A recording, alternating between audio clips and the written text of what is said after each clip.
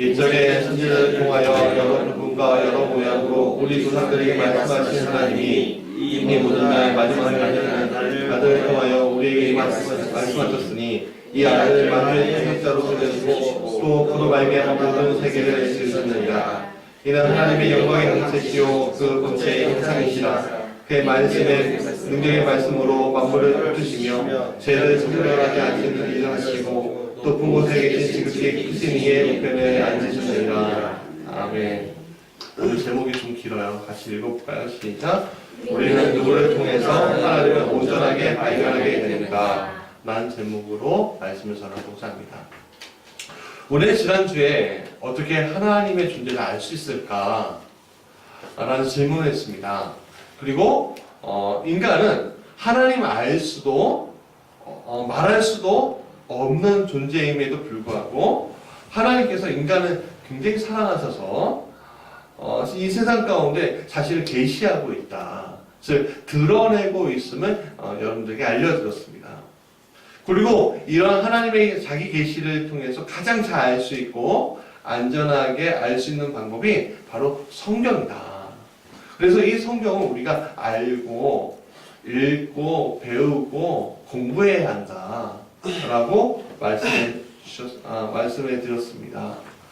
그래서 그 성경을 통해서 여러분을 사랑하셨고 사랑하고 계시며 지속적으로 사랑하고 계시다는 것을 하나님께서 여러분이 그것을 경험하길 간절히 원한다. 그 말씀을 권면해 드렸죠.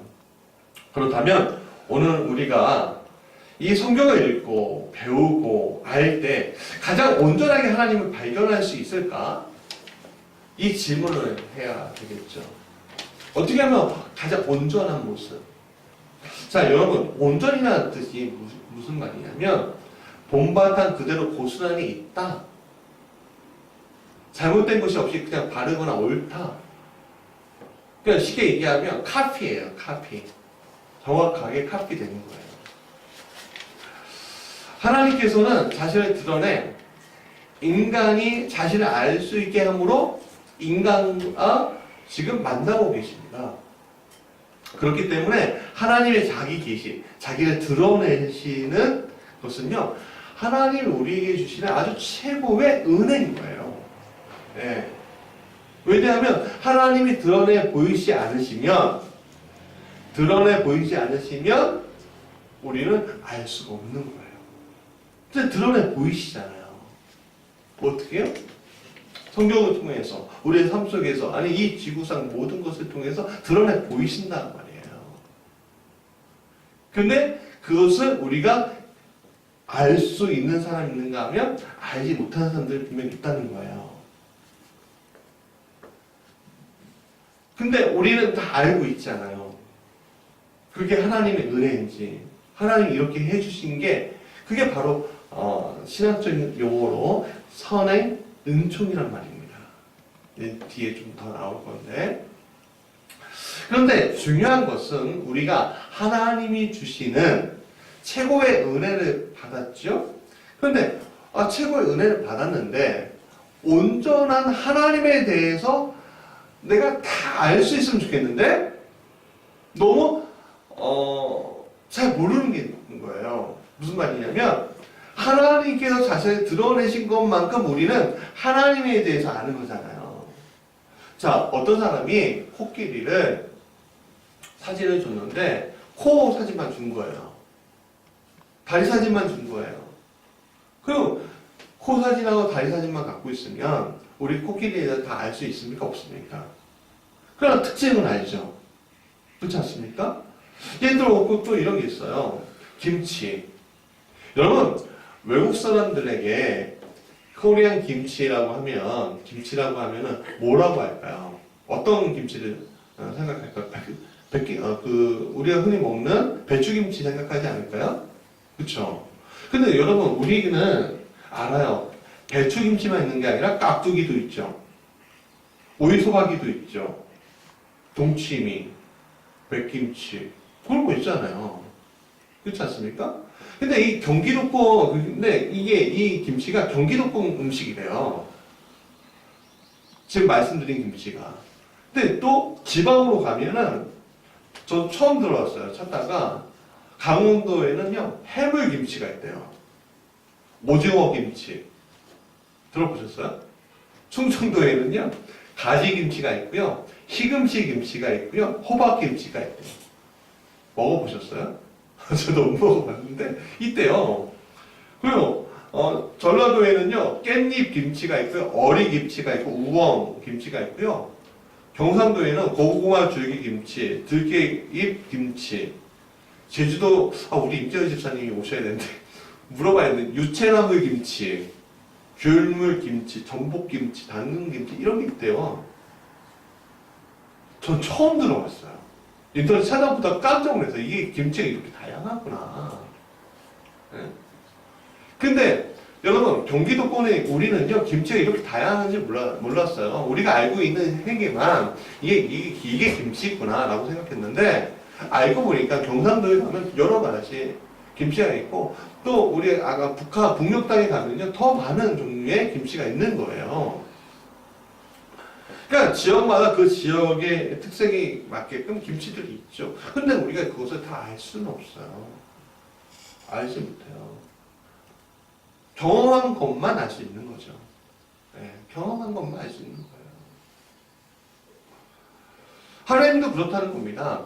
하나님이 자기 자신을 알 수 있게 해주신 범위에서만 알려주시기 때문에 우리가 그것을 깨닫는 거기 때문에 우리는 각자 하나님이 보여주시는 것을 다르게 경험하고 있는 겁니다. 그러니까 쉽게 얘기하면 오늘 이주원 목사가 경험한 하나님하고 여기 김민주 집사님 계시는 김민주 집사님이 경험한 하나님하고 같아야 다를까요? 다르다는 거예요. 우리 찬이하고 건우가 있는데 찬이가 경험한 하나님하고 건우가 경험한 하나님하고 다른 거예요. 공통점도 있을 수 있어요. 근데 완벽하게 똑같을 수 없어요. 교집합으로 알 수는 있죠. 그렇기 때문에 우리가 하나님에 대해서 굉장히 파편적으로 알다 보니까 때로는 우리가 성경을 토대로 보는데도 불구하고 파편적으로 읽다 보니까 우리는 굉장히 큰 오류를 범할 때가 많아요. 왜? 온전하신 하나님에 대해서 모르기 때문에 굉장히 다양한 해석을 우리가 할 수 있는 거죠. 그러니까 똑같은 내용이라도 다르게 해석이 되는 거예요. 그럼 어떤 일이 벌어지냐면요, 내가 하나님이야 이런 일도 일어나는 거예요.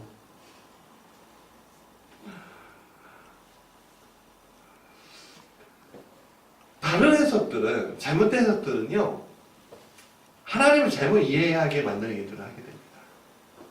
그렇기 때문에 우리는 온전하신 그대로 카피된 그 하나님을 알 필요가 있는 거예요. 히브리서 첫 구절을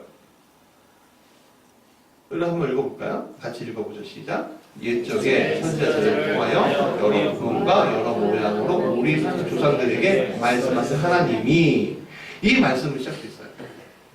우리가 부분적으로 알고 여러 모양으로 알려진 하나님. 그래서 어쩌면 우리가 정확하게 안다고 하면서도 정확하게 모르는 그 하나님. 그 하나님에 대해서 우리가 지금까지 있었다는 거예요. 근데 2절 한번 읽어볼까요? 시작. 이 모든 말씀날 마지막에는 아들을 통하여 우리에게 말씀을 했으니 이 아들을 만유의 상처로 세우시고 또 그를 말미암아 모든 세계를 지으셨느니라. 뭐예요? 누구예요? 바로 예수 그리스도. 아들이신 바로 예수 그리스도를 통해서 오늘 우리에게 말씀하고 있다는 거예요. 그러니까 온전하게 카피된 이게 누구라는 거예요? 예수다 라고 우리에게 말씀하고 있는 거예요. 그러니까 예수 그리스도를 통해서 온전하신 하나님을 우리가 만날 수 있게 된다.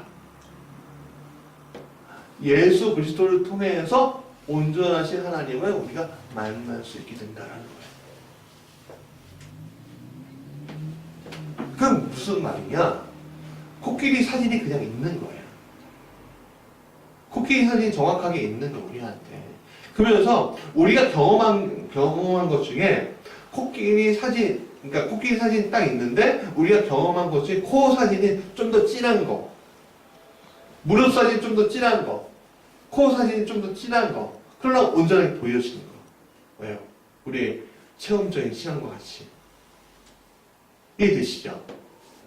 그렇게 우리가 우리의 신앙을 고백할 수 있는 거예요. 그러니까 예수님의 인격, 삶, 행동, 죽음과 부활을 통해서 하나님은요, 자신 누구신지를 1절을 맨 처음에 뭐라면 이 모든 마지막 날에, 이 모든 날 마지막에 보여주고 있다는 겁니다. 지금이 이 모든 마지막 날이에요. 무슨 날? 종말. 여러분, 종말하고 말세하고 좀 다른 거 아시죠? 나중에 말씀드릴게요. 그러니까 그래서 오늘 우리가 예수님을 만나고, 다시 말해서 실제로 내 삶 속에서 예수님이 인격적으로 만나지는 순간 우리는 하나님에 대해서 온전하게 파악할 수 있게 되는 거예요.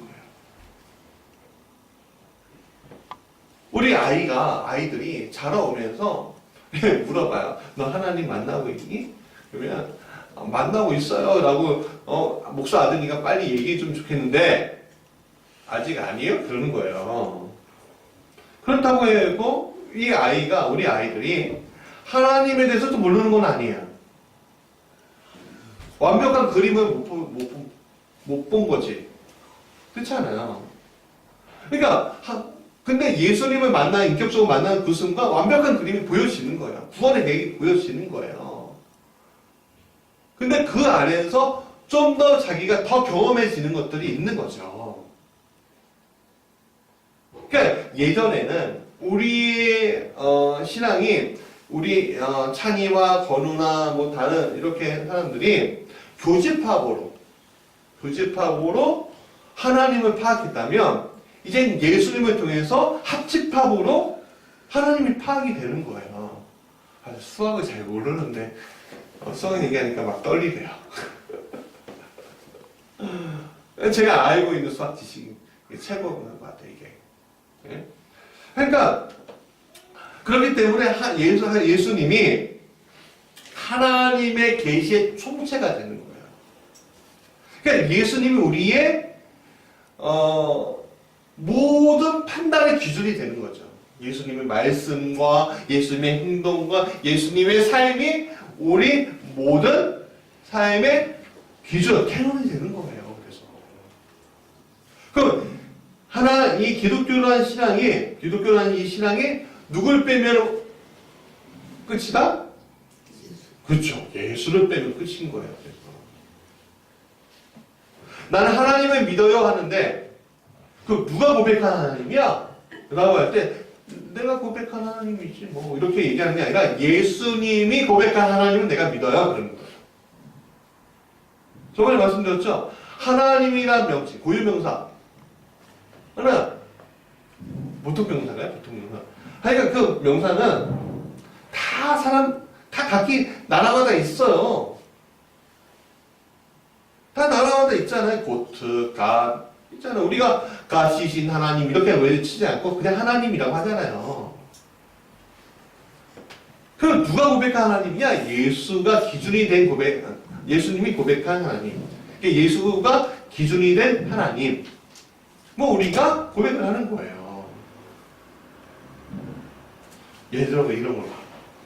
우리 동네에 하나님의 교회라는 이란 종파가 있어요. 어저께 밤에 이제 새벽에 말씀 준비하다가 이단 종파에 대해서 좀 찾아보는데 엄청나게 많이 있더라고요. 아이고, 나중에 또 말씀드릴 기회가 있겠죠. 하여간 이들이 주장하는 대표적인 삶의적인 이론이 뭐냐면 하나님 아버지가 있으니까 하나님 어머니가 또 있다라는 얘기예요. 그러니까 하나님이 아버지가 있잖니. 그럼 우리가 아버지가 있다는 거 다 인정하잖아요. 그렇죠? 그럼 하나님 어머니가 있어야 되는 거 아니냐? 그렇게 얘기해요. 그리고 딱 드리면서 하나님 어머니께서 뭐 이렇게 얘기하잖아요. 그리고 아주 그럴싸한 주장을 합니다. 성경의 한 구절 가지고 와서 이 단어가 이런 뜻이야 라고 얘기해요. 물론 여기에서 하나님 아버지가 성경에 나오는 여호와이시며 이제 정확하게 야훼 그 하나님을 얘기하는 게 아니에요. 19세기 초반에 있었던 안산홍이라는 한국 사람이에요. 그게 하나님 아버지라는 얘기예요. 그건 나중에 얘기하고. 그러니까 성경을 잘 모르는 사람들은요 굉장히 혼란스러울 수도 있어요. 물론 하나님은요 아버지의 속성도 계시고 어머니의 속성도 분명히 있어요. 그렇기 때문에 헷갈리는 거예요. 그러나 이런 거짓된 가르침은 예수 그리스도로 인해서 그냥 한 방에 끝낼 수 있는 얘기예요. 오늘 우리는 하나님의 자녀이면서 누구의 제자야? 예수님의 제자예요. 그러면 제자는 누가 가르치는 대로 따라가면 되는 겁니까? 예수님이 가르치는 대로 따라가면 되는 거예요. 그렇죠? 그러니까 우리는요 스승을 닮으면 되는 거예요. 그래서 이 스승을 우리가 만난 거예요. 그러면 이 예수님이 따라가는 것이 우리에게 올바르게 따라가게 되는 거니까 예수님께서 하신 말씀과 삶이 우리의 기준이 되는 거예요. 그러면 예수님께서 하나님은 어머니라고 부르신 적이 있나요? 아니면 한 번이라도? 없죠. 성경 한번 뒤져보세요. 아바 아버지라고 부르셨지 어머니라고 한 적이 한 번도 없어요. 여러분 예수님은 어떻게까지 하셨냐면요 그 하나님 어머니라는 단어나 이런 것들을 방지하고자 어떻게까지 하셨냐면 설교하실 때 제자들한테 설교하실 때 한 제자가 이렇게 와요. 마태복음 12장인데 예수께 여짜오되 보소서 당신의 어머니와 동생들이 당신께 말하려고 와 있습니다. 밖에 와 있습니다. 그랬더니 50절에 뭐라고 했냐면 누구든지 하늘에 계신 내 아버지의 뜻대로 하는 자가 내 형제요 자매요 어머니다 라고 얘기해요. 절대로 자기 입술 가운데 마리아가 내 어머니야 라고 얘기하지 않으셔요. 또 가장 결정적인 장면이 하나 있습니다. 십자가에 달리셨을 때예요. 그때 어떻게 했냐면 그냥 엄마 이렇게 부를 수 있는 거잖아요. 근데 어떻게 하셨냐면은 요한복음 19장 26절에 예수께서 자기의 어머니와 사랑하는 제자가 곁에 있는 것을 보시고 자기 어머니께 말씀하시되 여자여 보소서 아들입니다. 요한을 보고 뭐라고요? 어머니 보소서 아들입니다가 아니에요. 그 아들은 자기를 얘기하는 게 아니라 요한을 얘기해요. 사도 요한. 어머니 보소서가 아니에요. 여자여 보소서 여기 아들이 있습니다. 그러니까 어머니를 공경하지 않은 얘기 하지 않는다는 게 아니에요. 철저하게 자신이 아버지라 고백하는 하나님과 구분하기 위해서 예수님은 그렇게 하시는 거예요. 그러니까 결국에는 뭐냐면 오늘 예수님이 하나님에 대해서 어떻게 생각하시냐 그분이 아버지라고 고백하는 거예요. 그래서 철저하게 거기에 초점 맞춰주신 거예요. 예수님이. 그러니까 오늘 우리가 하나님에 대해서 어머니라고 안 부르고 뭐라고 불러야 돼요? 아버지라고 불러야죠. 예수님처럼.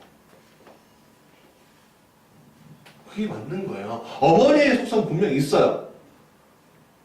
그 성령께서 그 감당해 주시죠. 그러나 아버지라고 부르셨기에 스승이 그렇게 부르셨기에 제자의 우리가 그렇게 부르는 거예요. 그게 온전한 거예요. 이렇듯 우리가 예수 그리스도를 볼 때, 알 때 우리는 우리에게 성경을 보는 가장 확실한 눈을 가질 수 있게 만들어주는 겁니다. 그렇다면 성경에서 예수님은 어떻게 하나님이 계시되었을까? 여러분, 예수님이 굉장히 신적인 위치에서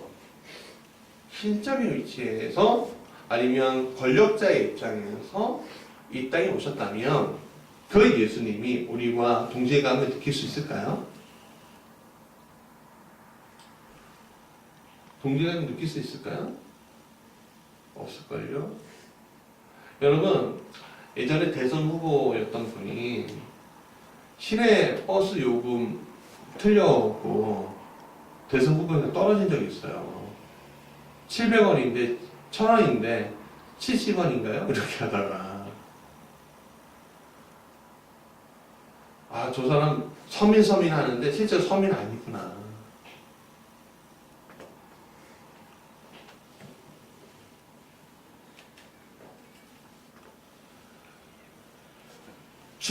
예수님은 분명히 신적인 부분들이 있었어요. 뭐요? 사람을 고치시고, 사람의 마음을 붙잡아 주시고, 죽은 자를 일으켜 세우셨잖아요. 그러나, 성경은요, 그 신적인 부분만 드러낸 것이 아니라, 굉장히 인간적인 부분을 여과 없이 다 보여줘요. 그러니까 인간으로서의 예수의 고난을 감추는 것이 아니라 오히려 드러내요. 그게 뭐예요? 인간의 삶 속에 하나님이 들어와 계시는 걸 예수님을 통해서 보여주시고 있는 거예요. 그러니까 그러면 어떻게 되는 거냐면 하나님이 멀리 있는 분이 아니라 지금 나의 삶 속에서 나의 고통과 아픔을 알고 계신 분으로 파악이 될 수 있는 거예요.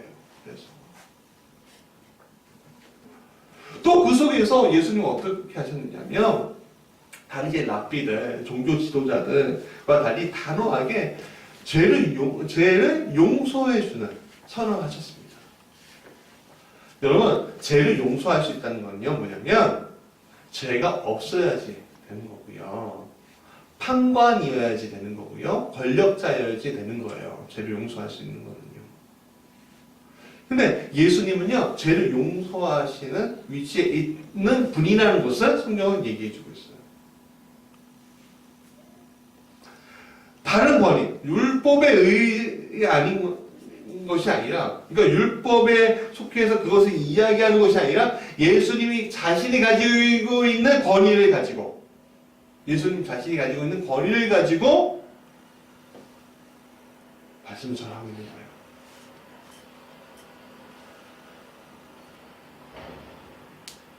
조금 어려운 말이긴 해요. 근데 쉽게 얘기하면 이런 겁니다. 하나님이 말씀하시잖아요. 그럼 하나님 스스로 권위가 있으십니까? 없으십니까? 있으시죠. 예수님이 그 하나님의 권위를 그냥 부여받은 거예요. 근데 이분의 육체는 어디 있어요? 하늘에 있어요? 땅에 있어요? 땅에 있잖아요. 그렇지만 하늘의 권위가 이 땅에 있는 이 예수님 가운데 하나님의 속성을 그대로 보여줌으로 권위가 생긴 거예요. 그래서 바울서신에서는 예수님의 죽음과 부활이 하나님의 굉장히 핵심적인 계시라고 얘기합니다. 계시의 핵심이에요. 결국 예수 그리스도의 죽음과 부활에서 하나님은요, 죄와 죽음의 세력에 떨어진 인간에게 하나님의 의와 사랑을 보여주심으로 말미암아 우리를 의롭다 하게끔 만들어주셨다는 거예요. 그게 칭의라는 거예요. 그러니까 오늘 우리가 예수님이 가지고 있는 하나님으로서의 권위가 없다면 우리는 절대로 의롭다함을 받을 수 없는 거예요.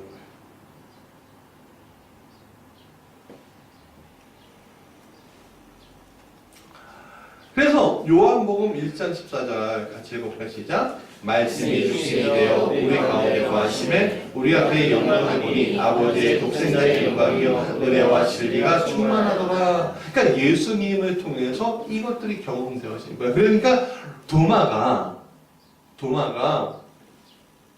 요한복음 20장 28절 예수님이 돌아가시고 나서 부활하신 다음에 도마가 나는 예수님의 옆구리하고 손을 뚫린 거 보지 않으면 안 믿을 거야. 그렇게 얘기하다가 예수님 딱 오셨잖아요. 그때 도마가 이렇게 얘기해요. 나의 주, 나의 하나님. 나의 주님이시요, 나의 하나님이십니다. 그렇게 고백이 되는 거예요. 스스로. 여러분, 하나님을 고백한다는 건요, 하나님이 우리에게 오셔야지만 고백이 되는 건데, 오늘 여러분들이 하나님에 대해서 고백할 수 있나요? 그러면 여러분들이 하나님이 오신 거예요. 아는 게 아니에요. 오시고 있는 것도 아니에요. 오신 거예요. 근데 우리는 자꾸만 어떻게 해요? 성령이여 오시옵소서, 그러잖아요. 계속. 와달라고, 오늘 해달라고, 아니요.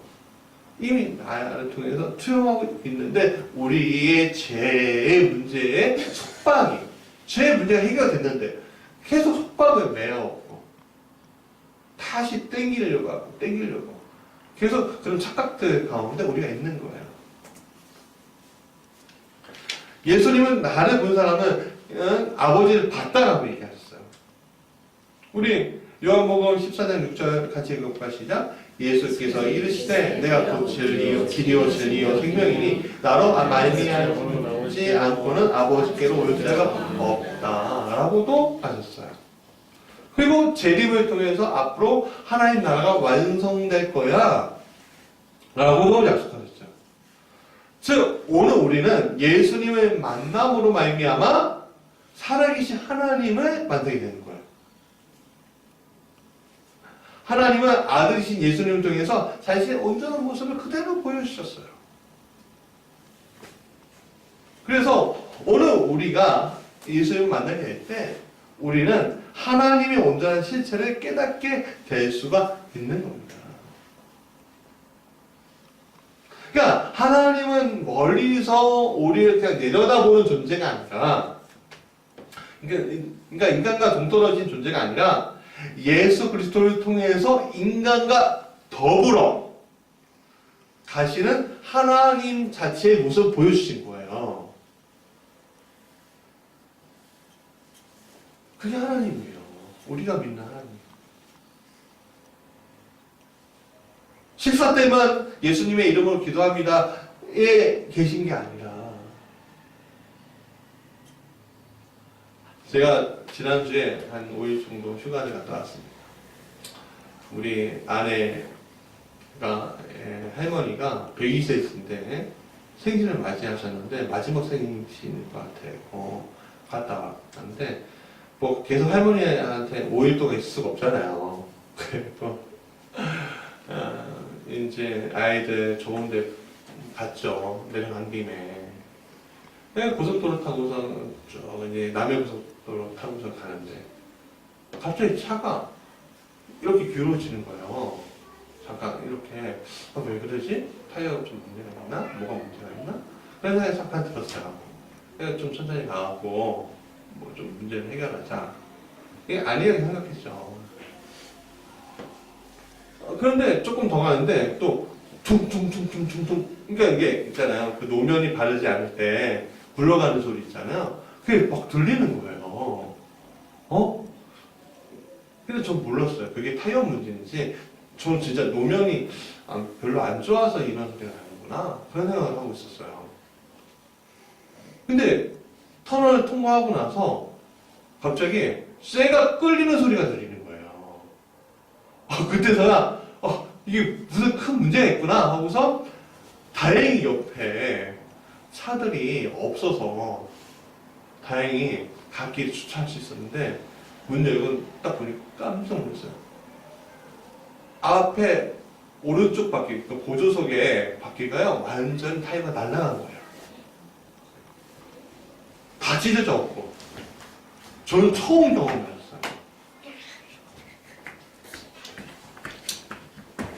했어요. 죽을 뻔했던 거예요. 우리 6명이 있었는데 죽을 뻔했던 거. 막 그 소름 막 끼치더라고요, 개인적으로.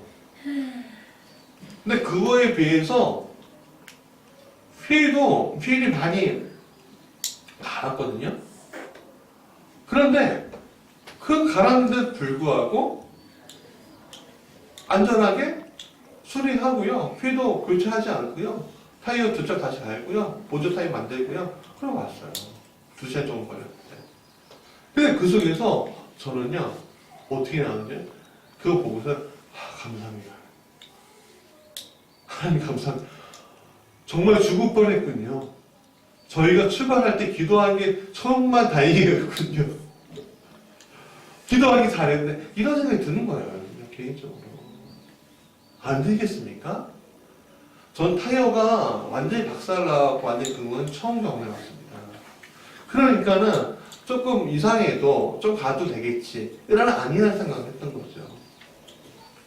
오늘 우리가 하나님을 경험할 때 다르게 다 경험할 수 있죠. 그렇지만 오늘 우리 속에서 하나님이 그냥 같이 가는 것이 아니라, 그러니까 같이 뭐 옆에서 이렇게 동행하는 것이 아니라 오늘 하나님을 경험할 때 내 속에서 내 삶 가운데 그냥 예수 그리스도를 통해서 더불어 가시는 것을 우리는 고백할 수 있게 되는 거예요.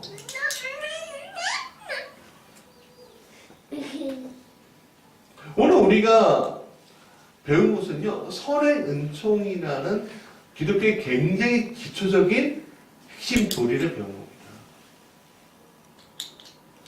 우리는 하나님을 알 수 없지만 하나님이 먼저 우리에게 대해서 오픈해 주셔서 특히 예수 그리스도를 통해서 온전한 하나님의 모습을 드러내 주심으로 말미암아 우리는 실체가 없는 어떤 진리, 무슨 말이냐? 여러분 아리스토텔레스나 플라톤이나 소크라테스가 말했던 철학의 이야기들 실체가 있습니까? 없습니까? 없어요. 여러분 불교 석가모니가 얘기했던 철학적인 그 얘기들 실체가 있을까 없을까요? 없습니다. 굉장히 깜짝 놀랄 정도 없습니다. 여러분 유교, 도교, 공자, 맹자, 증자 뭐 이런 사람들 있잖아요. 그들이 얘기했던 철학적인 그 사초에 실체가 있을까 없을까요? 없습니다.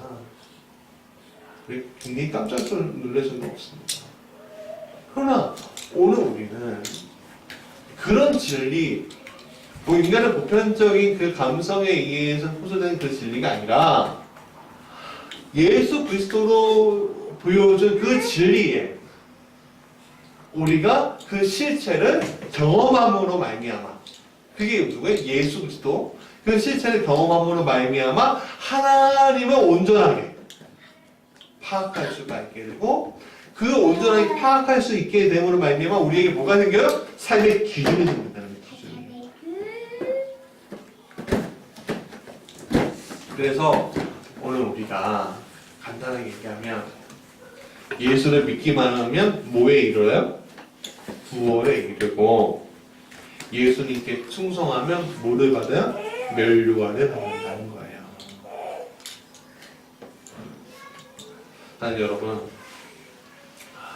오늘 우리가 삶 가운데 그래서 예수님이 우리의 핵심이 돼야 됩니다. 성령이 오시옵소서. 오케이, 좋아요. 아버지 하나님 좋아요. 다 우리 하나님이잖아요. 그러나 거기에 우리의 실체가 되셔서 우리에게 오신 예수님이 없으면 우리는 하나님을 온전하게 파악할 수 없습니다. 그렇기 때문에 오늘 우리가 기도하고 마무리할 때 예수 그리스도의 이름으로 기도하는 겁니다. 오늘 기도합시다. 기도했으면 좋겠는데요. 주님, 오늘 우리에게 예수 그리스도를 통해서 하나님의 온전하심을 보여주셔서 감사합니다. 오늘 우리에게 주신 그 놀라운 축복의 말씀들이 실제가 되기 원합니다. 우리 찬양하고